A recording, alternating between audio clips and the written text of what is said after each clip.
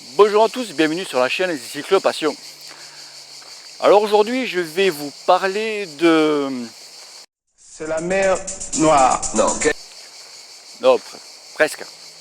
Je vais vous parler de rouler soit à pneus, soit à boyau. C'est un peu le vaste sujet, tu vois. Allez, jingle.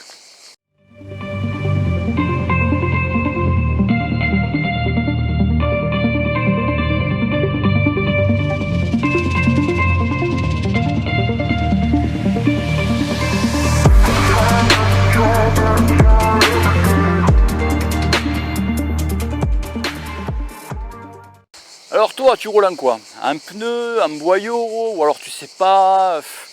Parce qu'il y a l'œil qui te dit ouais le top c'est le boyau, l'autre qui te dit ouais le top c'est le pneu. Et il y a aussi une troisième option que je parlerai après. Donc, on va revenir un petit peu en arrière, il y a 30 ans de ça à peu près, une bonne 31 d'années. Les pros roulaient tous, il n'y avait que la jante alu à pneus. Bon, c'était comme ça, il n'y avait que ça, quoi, tu vois. Donc, arrive le carbone, et là ils ont fait une pète de test, donc roue carbone à pneus.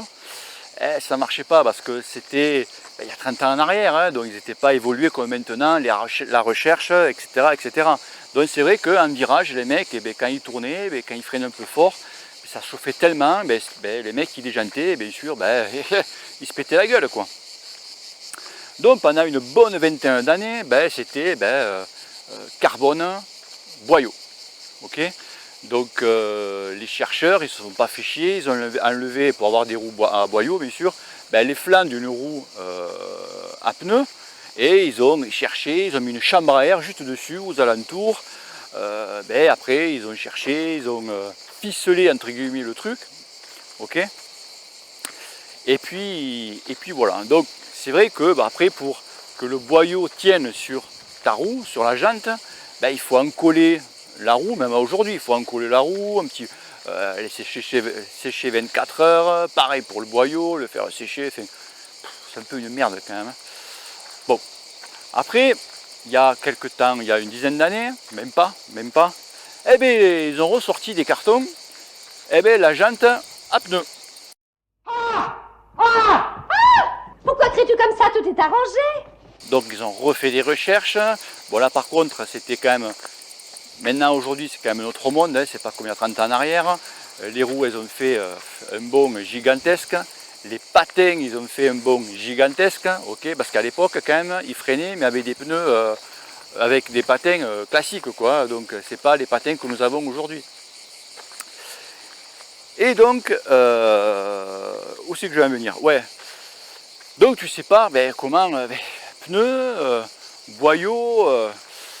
je vais dire un petit peu les avantages et les inconvénients de l'un et de l'autre. On va commencer par le boyau. Le boyau, l'avantage c'est quoi de rouler avec un boyau par rapport au pneu, bien sûr, hein. C'est plus léger. Tu vois, l'ensemble roue-boyau est plus léger qu'un ensemble pneu-chambre. Ok, ça, pas de souci. Je suis 100% d'accord. Tu as quand même un bon petit écart, quoi, hein. C'est-à-dire à peu près 200 grammes sur l'ensemble, sur la paire au complet, roue, pneu. Donc, ça quand même, c'est pas négligeable. C'est pour ça que les pros, ils roulent toujours à boyau. Bon, l'avantage des pros, que si tu crèves, tu as le mec qui est derrière quand même, hein. Et entre parenthèses, les pros, quand ils font leur entraînement, mais seuls, en off, tu vois, les mecs, ils roulent à pneu. Ça, je tiens à te le dire. Ouais, c'est pas faux. Après, côté rendement. Alors là, côté rendement, tu en as plein encore qui te disent le boyau a meilleur rendement que le pneu. Ça, mon grand, ça c'était il y a 20 ans en arrière. Maintenant, c'est fini, hein. Même il y a encore des études qui disent que le pneu est égal, voire plus qu'un boyau. C'est pas moi qui ai fait les tests et j'en ai lu un paquet. Apparemment, c'est équivalent, quoi. Ok, on va dire comme ça, c'est pareil. Après, ça s'arrête là, quoi. Après, c'est vrai qu'un boyau, quand tu crèves, alors il y a des mecs qui sont très très bons pour changer un boyau, ils vont très vite. Ça veut dire que tu as peut-être crevé 40 fois avant de faire la vitesse que tu changes ton pneu. Mais bon, c'est vrai que c'est la merde, justement. Tu vois, mardi, je suis sorti, il y avait un mec qui avait crevé un boyau. Bon, j'ai filé un coup de main parce qu'apparemment, il n'y arrivait pas. son boyau était super bien collé. Alors je sais pas avec quoi la coller, avec du goudron peut-être. Mais enculé, le mec, on s'est fait chier, dit. J'y tenais la roue, le mec, pour enlever son truc. Un truc de fou, quoi.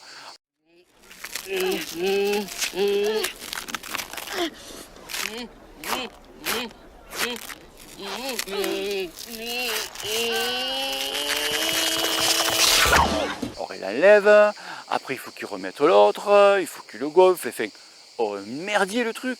Pouah. Je dis bon, ça tu vois, justement j'étais c'est un petit sujet de vidéo qui va bien aller ça.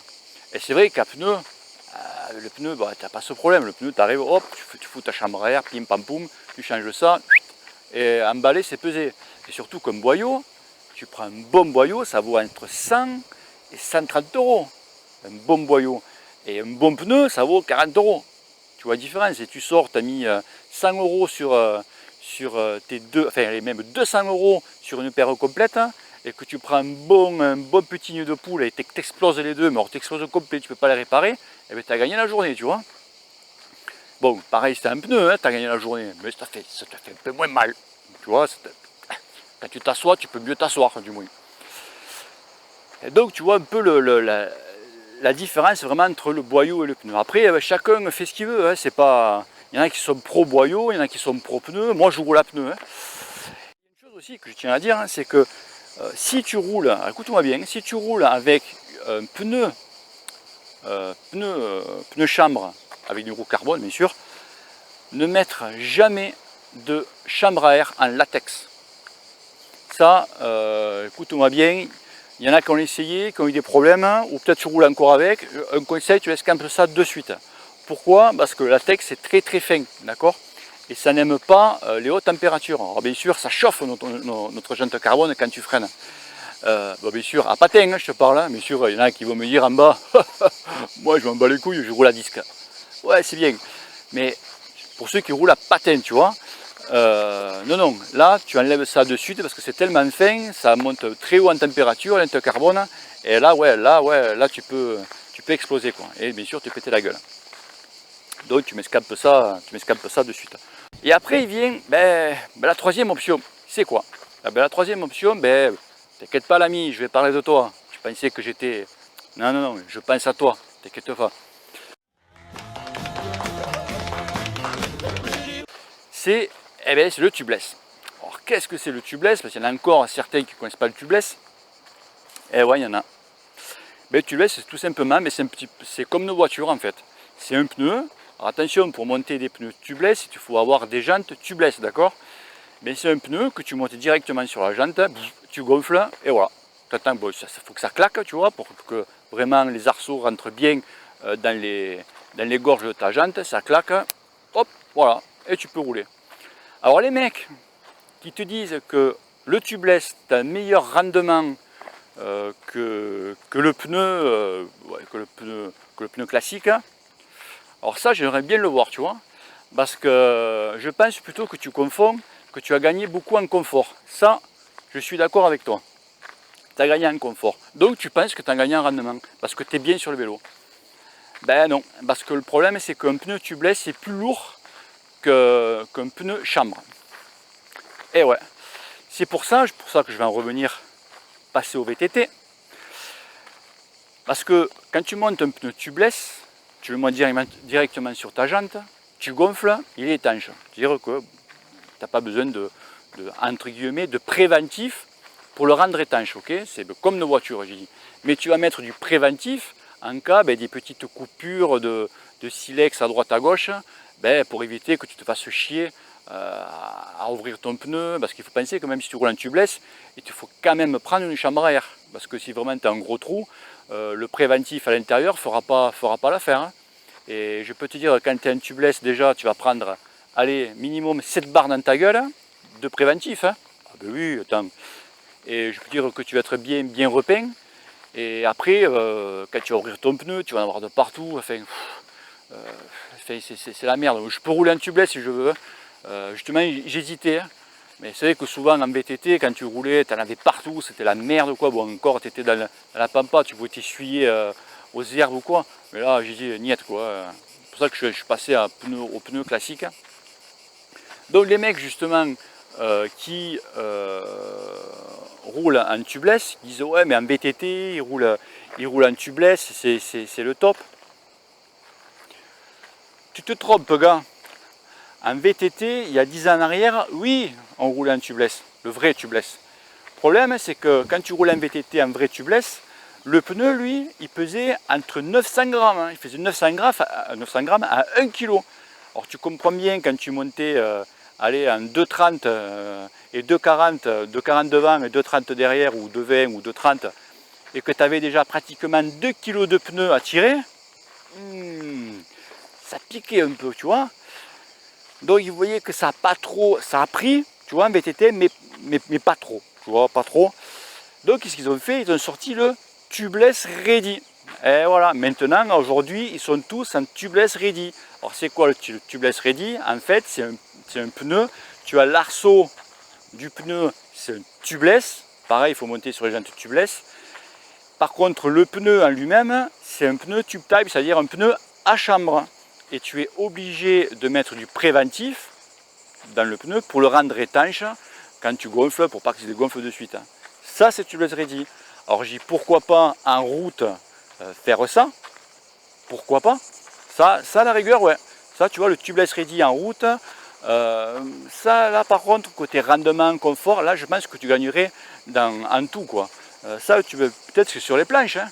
Et après, il y a un autre truc, c'est, alors ça vient bien sûr du VTT, pour ne pas passer VTTiste, c'est le no-tube. Alors qu'est-ce que le no-tube? Le no-tube, en fait, c'est une marque no-tube, c'est une jante no-tube. C'est en fait, c'est les crochets de la jante. Bon, il y a un brevet déposé, etc., etc. En fait, tu peux mettre un pneu classique tube type, tu vois, un pneu à chambre, en tubeless. Ouais, c'est comme ça. C'est-à-dire que, par exemple, No-Tube, la marque No-Tube, fait des jantes pour la route. Et ben, tu vas prendre ton pneu Continental GP, ce que tu veux, non tubeless, tu le mets sur cette jante-là, hop, tu as un tubeless ready. Et ouais, ça c'est énorme. Je ne comprends pas pourquoi nos tubes ne font pas justement cette recherche. Bon, bien sûr, pareil, toujours, il faut mettre un petit peu de préventif hein, pour le rendre étanche. Donc voilà, j'espère un petit peu que je t'ai éclairé un petit peu sur les pneus, quoi, parce que c'est vrai que c'est un vrai bordel. Tu entends l'un, tu entends l'autre, et tatati, et tatata. Bon, mais t'es un peu perdu. Donc j'espère que je t'ai un petit peu éclairé sur ce sujet. Allez, c'est la fin. Si tu as aimé cette vidéo, partage-la, like-la et pense à t'abonner, mon ami. Allez, ciao, ciao. Merci, monsieur, c'était très bien. C'était très bien.